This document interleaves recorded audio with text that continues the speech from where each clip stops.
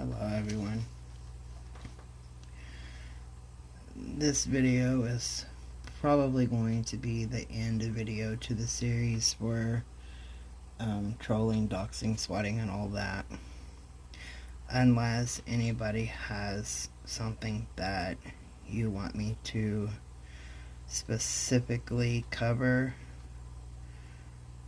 but we can also go over other things during the live that I have scheduled for this topic.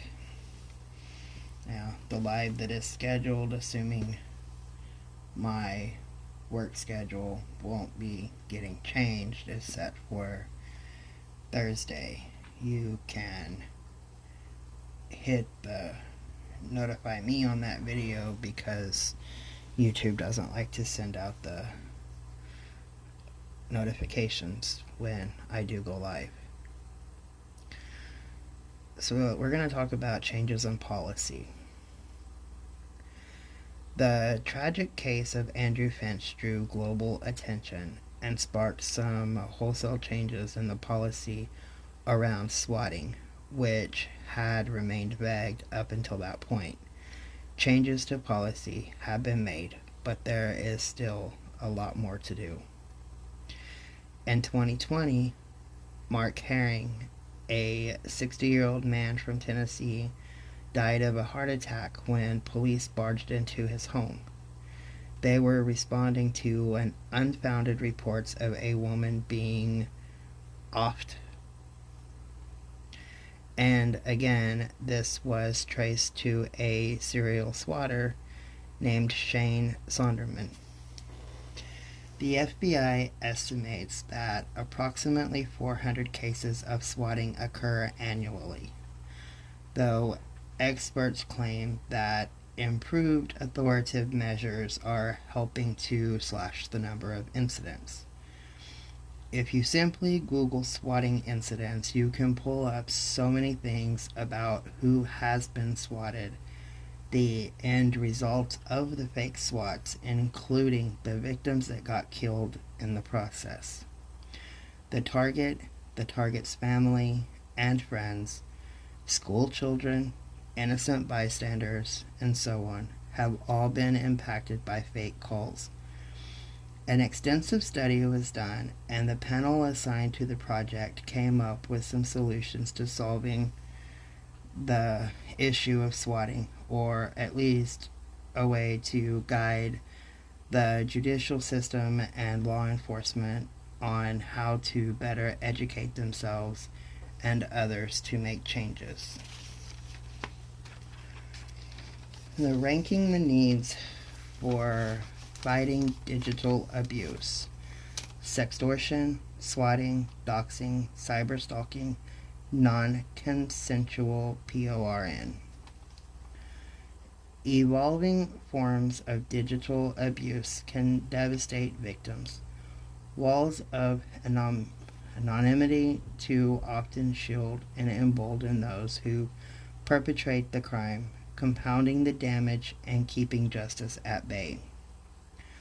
Sextortion, swatting, doxing, cyberstalking, and non-consensual PORN, all recent entries in the crime glossary, represent a new world of challenges for law enforcement, the courts, and victims. So far, the criminal justice system has struggled to detect and react to the electronic forms of crime, procure and present the digital evidence needed to prosecute them, and identify and support victims. Next-generation cybercrimes can inflict profound and lasting harm on their victims, as these terms and their definitions suggest. Sextortion. Cyber extortion is an online attack on victims' systems, for example. The ransomware in which a person or a group of people demand sexual images, sexual favors, or other things of value in exchange for stopping the attack. Non-consensual PORN.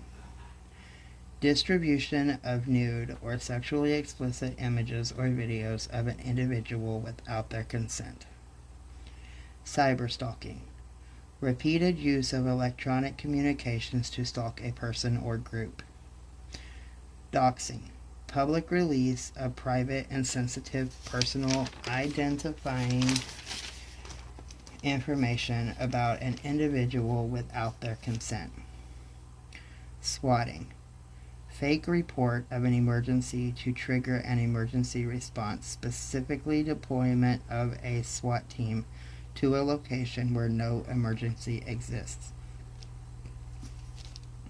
A diverse expert panel convened as part of NIJ's Priority Criminal Justice Needs Initiative.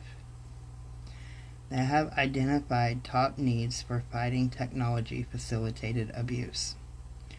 The panel, supported by RAND Corporation and RTI International, ranked needs by a blended weighing of the relative importance of each challenges and the probability of achieving an associated solution.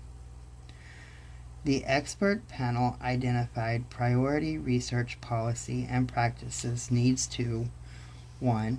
Educate the public on technology-facilitated abuse. 2. Raise awareness about technology-facilitated abuse in the criminal justice community. 3. Improve criminal justice practices and policies. And 4. Mitigate harm caused by technology-facilitated abuse while empowering victims. To a large degree, the public and criminal justice agencies lack awareness of technology-facilitated abuse and its consequences, which can be devastating. Even victims often lack awareness of harm done to them. Moreover, technology-facilitated abuse cases can be difficult to investigate and to prosecute due to their largely anonymous nature and the fact that laws have not yet kept up with the offenses. Major social media platforms have adopted policies to help curb abusive practices, but privacy and free speech concerns have limited collaboration between law enforcement and online entities. Technology-facilitated abuse is growing social malady.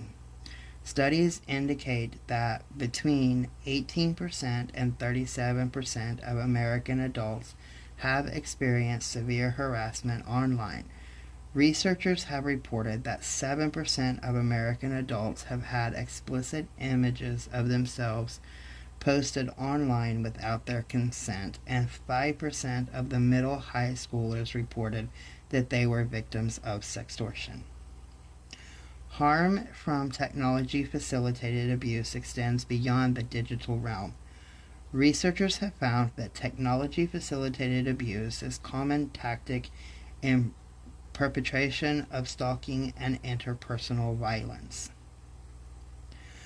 Much remains to be learned about the effects on victims from technology-facilitated abuse offenses, but we know it can have a crushing impact on victims' lives.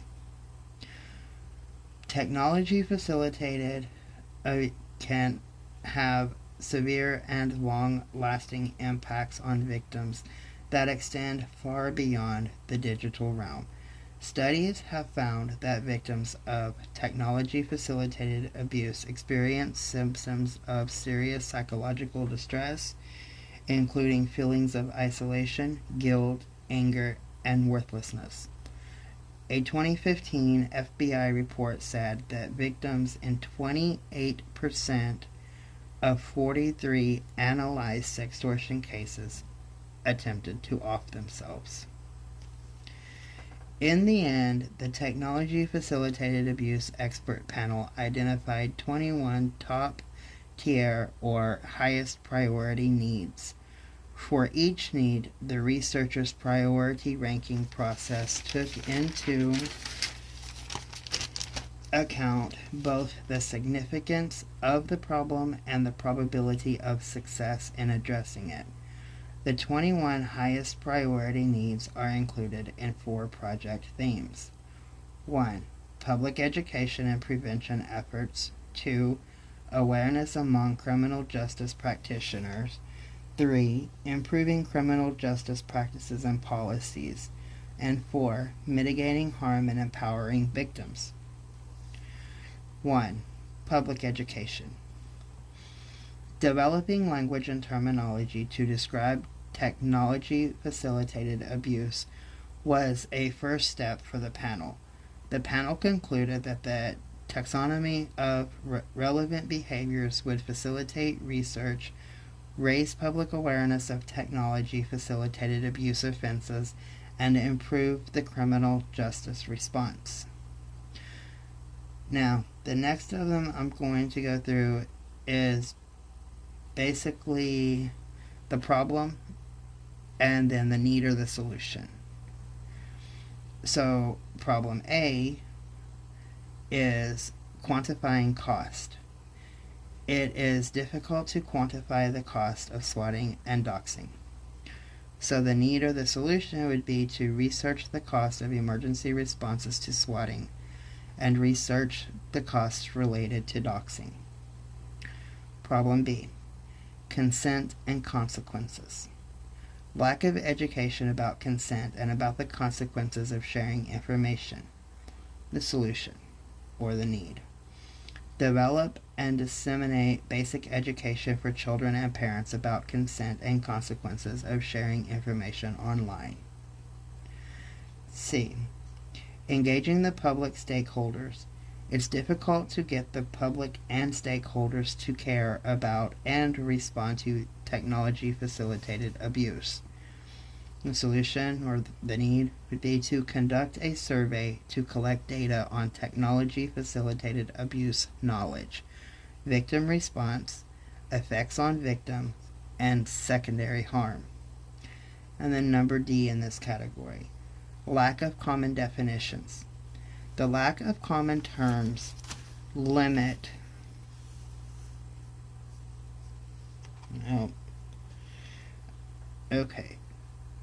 the criminal justice system's response and victims' ability to report technology-facilitated abuse. The solution would be to develop a conceptual framework or taxonomy for definitions that justice practitioners can adopt. Okay, and then number 2, awareness among criminal justice practitioners. The panel observed that technology-facilitated abuse offenses are often charged under related laws not specific to those offenses. Participants urged that laws directly targeting technology-facilitated abuse would better support law enforcement and prosecutors and spotlight the seriousness of the crime. A. Priorities. Law enforcement might not prioritize technology-facilitated abuse cases.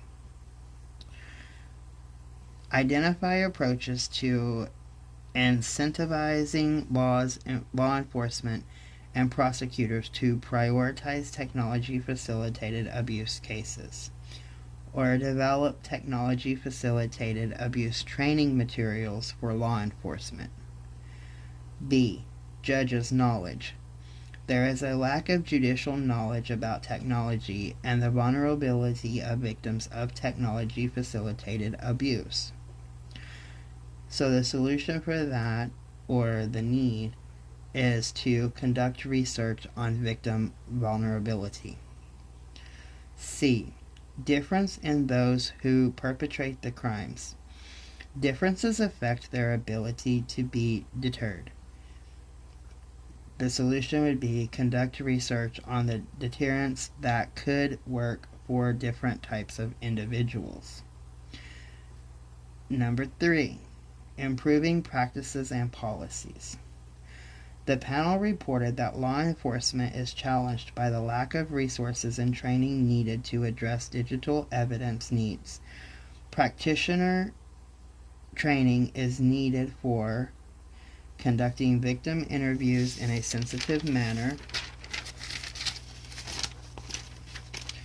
keeping victims engaged and informed throughout the case, building trust with victims to ensure they are comfortable turning over materials, often including personal cell phones and computers.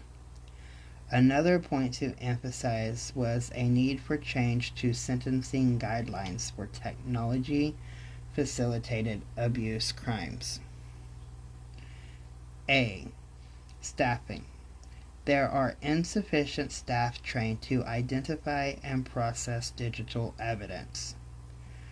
So one of the solutions or the needs for that one requires basic training on digital evidence among responders, or disseminate training materials and develop accreditation standards. B. Data overload.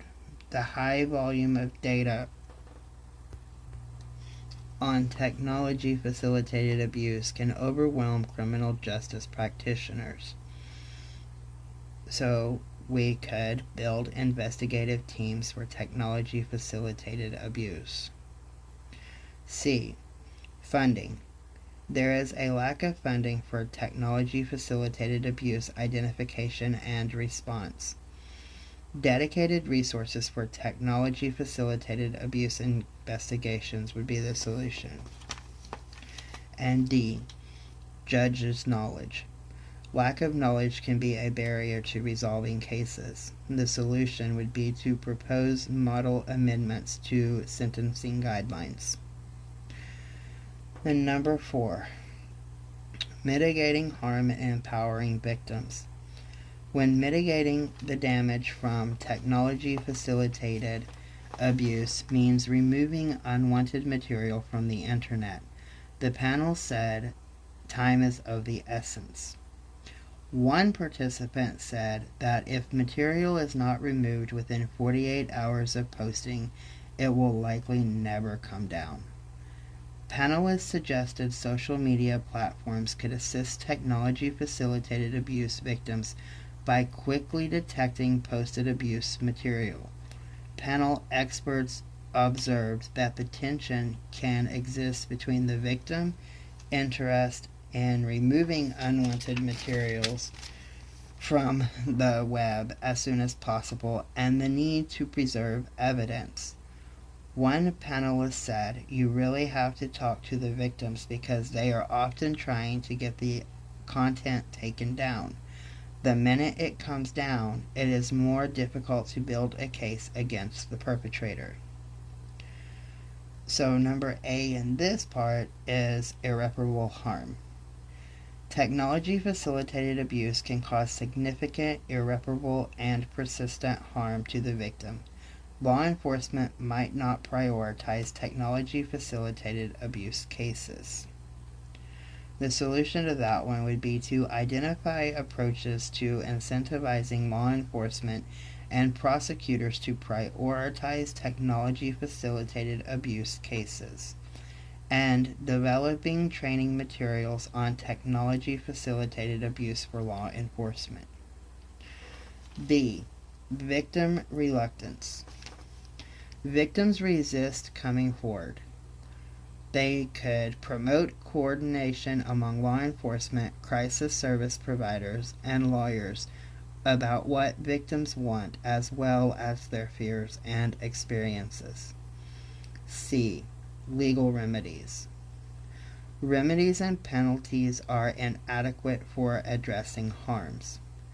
The solution to this could be to conduct research on the deterrents that could work for different types of individuals, and or reassess whether remedies and penalties are tailored to deterrence and harm mitigation. So there was a lot of information in that, and I also have some statistics about doxing, and this goes in hand with what I just went over, because if we can put a new spin on how things are handled with law enforcement, social services, the judges, lawyers, different things like that, then we can cut down the number of these statistics. Half of these statistics is for the US, and half of these are for Hong Kong. That way, I can show two different sides to the serious problem. It is not just in one place. Researchers in 2017 NYU study identified and analyzed more than 5,500 files associated with doxing and reported more than 90% of the doxed files included the victim's address, 61% included a phone number, and 53% included an email address. 40% of the victim's online usernames were made public, and the same percentage revealed a victim's IP address. While less common, sensitive information such as credit card numbers, 4.3%, social security numbers, 2.6%, or other financial information, 8.8%, was also revealed.